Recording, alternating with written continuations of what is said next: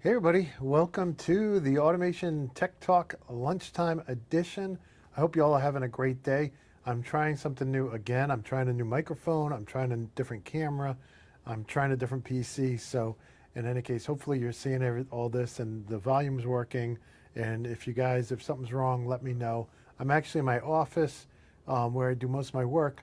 And I have some comfy chairs in here to do interviews. So if you ever want to swing by the office, feel free to let me know. We'll interview you right here. But in any case, a couple of my cables weren't working, so I got some new cables coming in. But I still wanted to, even though I'm about 10 minutes late today, I still wanted to do a lunchtime show. And I do have the chat up, so I'm hoping that's working. And so if anybody chats, I'll be able to see what you're saying. So with that, what are we going to talk about today? Well, this is something I noticed yesterday. It's actually something that was announced, I guess, Tuesday afternoon. And so I saw it yesterday morning. And I figured, well, this would be really cool to talk about. And so what am I talking about? Let me go to the next screen here, and you can see I'm on LinkedIn here. And what you see here is I noticed that Dennis Wiley, now we have had Dennis on the show. I'll show you here. We had him on episode 234 of the Automation Podcast, talking all about the 5590 L9 product details. I thought that was extremely interesting. If you guys want to check that out, when was the date on that? That was, yeah, and it was Liz Prozac as well. That was back in March, right? So I just saw this come out. It says 1 day ago, but I think it's a day and a half now. And in any case, what we're seeing here is Dennis says, did you hear? We just launched our new ControlLogix 5590 controller. And with Rockwell, unlike Siemens, they call their products CPUs. With Rockwell, they call them controllers. And, I go all the way back to the PLC 5 and PLC 2. And, back then we said the word processor a lot. But when Logix came out, late 90s, 98, 99, we heard this controller word. And I think it's cool. I think controller is a very good word to describe what these PLCs do. PLCs do. And I'll get to that in a minute, too. So I know I'll get to that in a minute. So in any case, so it starts shipping October 31st. That is tomorrow. So if you were doing some R&D and you use Logix and you wanted to see, what is this L9 all about? Maybe you have a big R&D budget. That would be something great to jump on, right? Now, they say start shipping. I'm assuming the orders are already in, and if you had an order, and I'd love to see the price difference between this and the L8, because I think in some ways, physically, they're a little bit similar, from the outside anyways. But in any case, you can see it brings safety as standard across all of the L9s. Increased expanded memory, increased networking performance. So these things can now do hundreds and hundreds of what we would typically call racks of I/O or VFDs or devices on Ethernet IP, which I think is impressive. And it also maintains the same form, fit, and function. So there it is. Now you'll see the big difference here, right, is that it has 2 ports in the front instead of just 1. And it looks like there's some different models here. I would expect some of those are extreme. I don't know. Can we really, really, really zoom in here to see? Well, see, sometimes the browsers. Yeah, I can't see the difference between these two. Not from here. Maybe you guys can see it. Maybe one's a P and one doesn't have the P. But in any case, the TV is on the other end of the room, so you guys probably can read this better than I can. But in any case, so yeah, single slot, fits right in. And, so I opened up that web page, right, to here, and I was shocked. Literally, I was shocked. And you're going to say, Sean, what's so shocking? Look at this right here. Since the day, I really think, since nearly the launch of the ControlLogix and CompactLogix, Rockwell has always called these PACs, okay? And other companies have followed suit, or maybe they did it first and I didn't know, but companies like Schneider also have PACs. It's like their high-end programmable automation controller, right? And I know other companies do too, but those are the two I'm familiar with. Whereas companies like Siemens never changed. They're like, yeah, we do everything ControlLogix does, but we're going to keep the name PLC. And I'm sure that's not the conversation they had, but that's the silly conversation in my head. So in any case, I'm like, and this is not me slipping up and saying PAC. This is Rockwell's webpage. So I find that interesting, and I'm very curious on what what made them change that from PAC to PLC? And I've for a long time said there's no difference between PLC and PAC. Vendors just use the term PAC to indicate that that's their newer product versus the old-fashioned PLCs. That's been, and I know the Micro 800's a newer product and it's called a PLC, but you know, and you look at Schneider, they have some high-end packs and some low-end PLCs, right? But in any case, I always thought that was the simplest explanation, but I was blown away that it said PLC there, because I'm like, if there's anything that's a PAC in a Rockwell user's mind, it's going to be the L9. But I don't think it matters at all. It really doesn't. I find these things interesting, these terms, and I would often get people who would tell me, don't call Logix a PLC, it's a PAC. And I think that's great that people were like bought into it so much that they wanted to correct me. And programmable controller, right? We don't say PC because everybody knows that a PC stands for, not politically correct, personal computer. So in any case, I just thought this was very interesting. So like we learned back in March from Rockwell, functional safety is built in, okay? So very interesting. And, you know, I don't know why, and I don't know why there's a separate, is there a separate P controller? I would hope that all the advanced features of the P would someday make it into, you know, remember back in the day we had some CPUs for computers that didn't have the math code processor built in, and some you had to buy it separately, and then one day, voila, all our Intel chips had a math code pro built in. So I'm going way back to the early 90s with that. But in any case, that's what I was hoping would happen with the P, that the P controller would become standard. Now, here it is again. This is not an accident. It's not a typo. It's in multiple places. PLC Essentials. Okay? Optimized for performance, built-in high-speed, safety, and scalability. Again, if you're building a small machine, you're not going to typically use an L9 or any 1756 products, but you're going to use ControlLogix. That's what they're there. Designed to meet global safety and security standards. I love that they're saying here aligned with zero trust principles, because that is so important. We've covered that so many times on the channel. I was looking it up the other day. You know, we have like 1,500 plus articles on the blog. We now have over 1,600 videos.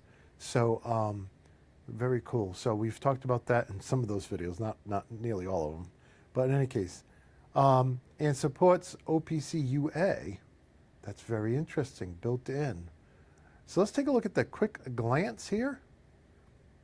So we have the 1756 L9 XXTS. So the XX will be the different models depending on, you know, how much memory you need and how much capacity, I should say capacity you need, right?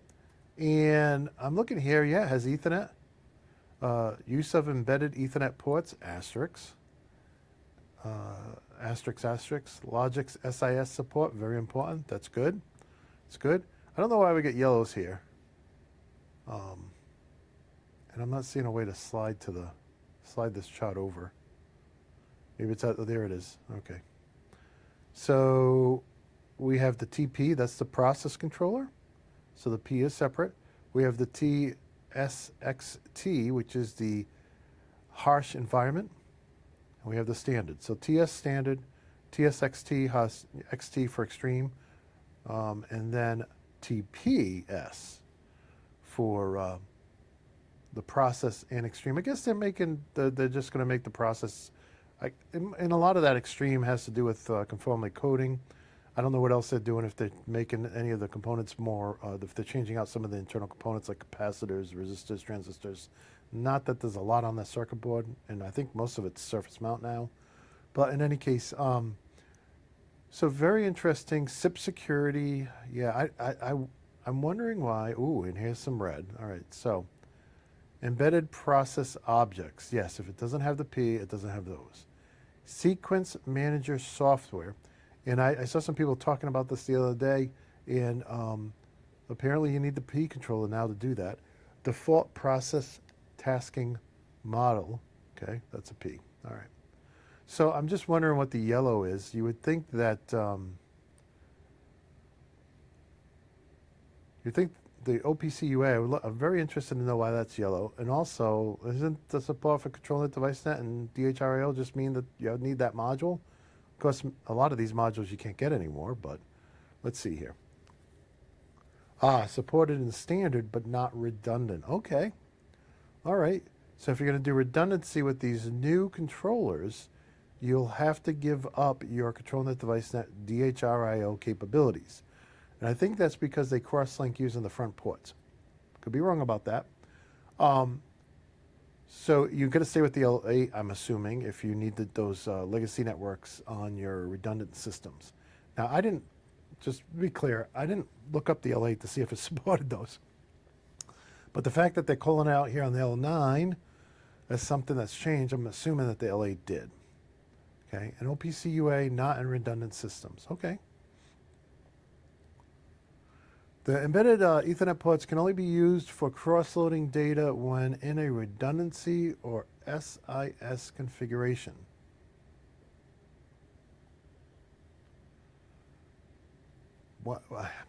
I guess when else would you cross-load data? That's my question. I think there's somebody asked something, because there's no need to cross-load when you're not in redundancy, right? Why would you, right? So I guess I'm curious what prompted that note, because it seems like it wouldn't be needed. All right, the ControlLogix 5590 supports the same I/O as the 5580 and not supported in redundancy, and that was the OPC UA. Okay. High performance and capabilities. Let's take a look at here. Up to 80 meg. Okay. Up to 512 real and virtual motion axes. 512 is a lot of axes, right? Just think of like if you wanted to make like a Transformers style robot, right, for an amusement park or something, what you could do with a single controller. 600 plus Ethernet nodes per controller. That is a lot of I/O, and I wonder what your scan time would be. Dual Ethernet IP ports support linear and DLR. Okay. It does not sound like these are individual Macs, but I can't confirm or deny that yet. Because, you know, the ControlLogix 5380s, right? We have a couple here in our training room. They can be configured either for like linear DLR or individual NICs or IP addresses, so you can maybe send one, you know, segregate your network, send one to the you know, data collection or SCADA level, and then keep one for the I/O level. Integrated safety and security. So this is one of the big things. By default, this standalone PLC can do SIL2 PLD. Okay, every controller is a safety PLC. Now, if you want to get the SIL3 PLE, you'll need the safety partner. So you have 1 out of 2, right? And then you can see here they're talking about something we've talked about on the show quite a bit. IEC 62443-4-2 compliant with SIP security and secure boot. I was just playing Battlefield last night with another controls engineer type, and he had to enable secure boot in his computer to get the Battlefield to work. But in any case, I digress.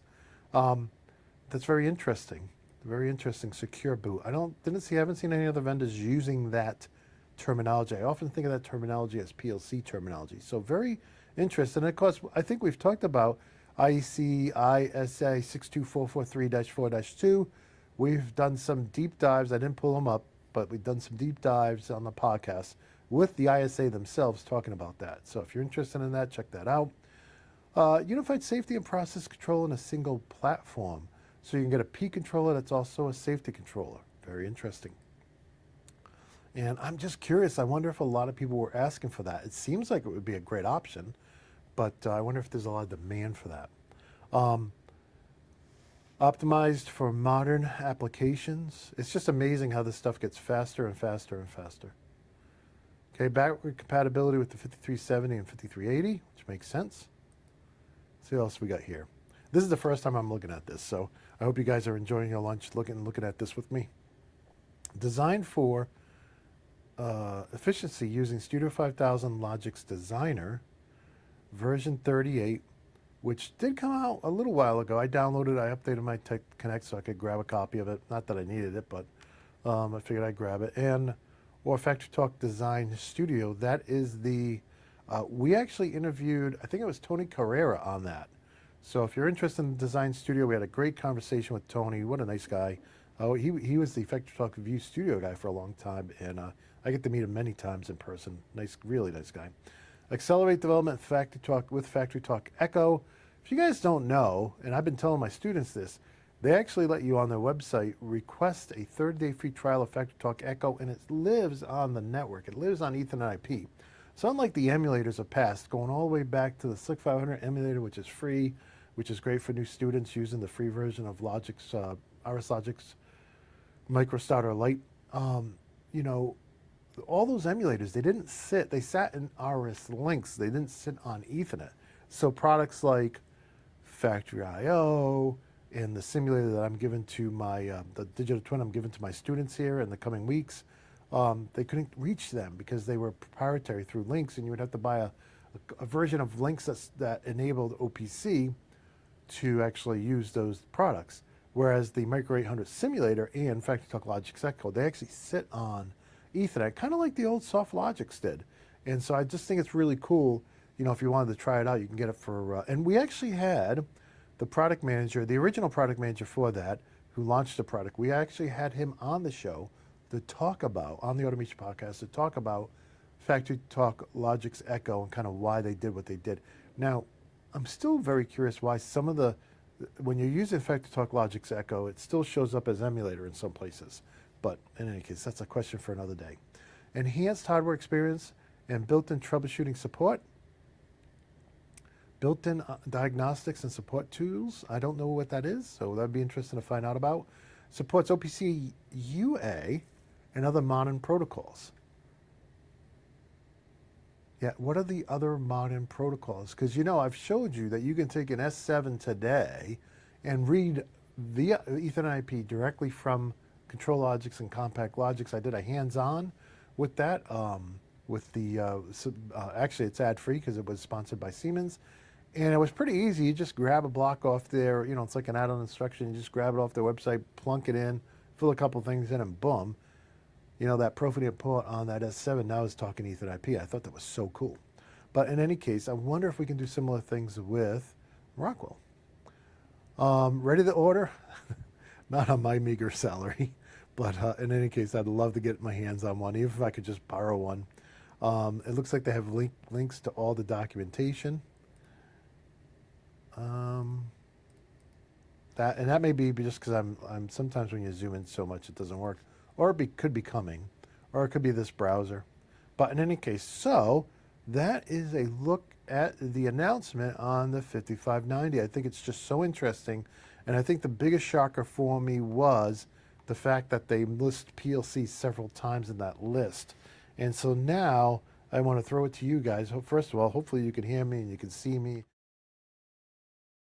And I didn't hit the wrong button.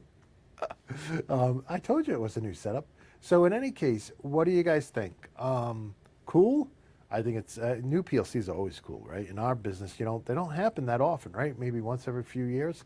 So in any case, I think if I had a very large facility and I was pushing the limits of the existing hardware, this would be something I'd want to jump on right away. Because, you know, capacity for those larger facilities is always a big thing, right? And speed. If I had a very big, large program that wasn't running as fast as I would like, and I'm thinking of some people in the generation business, electrical generation, where they need high speed, super high speed, you know, periodic tasks to catch, you know, any type of trips. They need sequence of events. And so they're always looking for more capacity, right? Faster, being able to execute programs faster. And then there's just a simple fact of having 2 ports on the front of the controller, you know, that can really eliminate, with the linear or DLR, can eliminate the need for a switch, right? So yeah, the controller costs more, but you're simplifying the system without needing a switch. I believe that they got rid of the key switch, which we've seen in a lot of previous models of the ControlLogix, which is, to me, is no big deal. A lot of PLCs don't have a key switch, and so, yeah, what's the big deal? But in any case, just very interesting. I did, if you saw back on the post here, I did reach out and say, hey, Dennis, love to have you come back on the show. I know they're really focused on Automation Fair, which is coming up in a couple weeks. I will be at a different vendors fair, big trade show, which I'm very excited about going to. But in any case, of course, I always love going to Automation Fair as well. But you're gonna go with the money is, right? If you want to keep the lights on. So in any case, I'd love to know what you guys are thinking. I didn't see anybody chatting, so at this point, I really have nothing else to say. I do plan to be back tomorrow in Studio C, so I'll be doing another test, live test, right, from Studio C, and taking a look at a new PLC that a vendor has sent in to me. So new for me, not so new for them, but very cool stuff. So I want to show it to you guys. And with that, I just want to wish you all good health and happiness. And until next time, my friends, peace.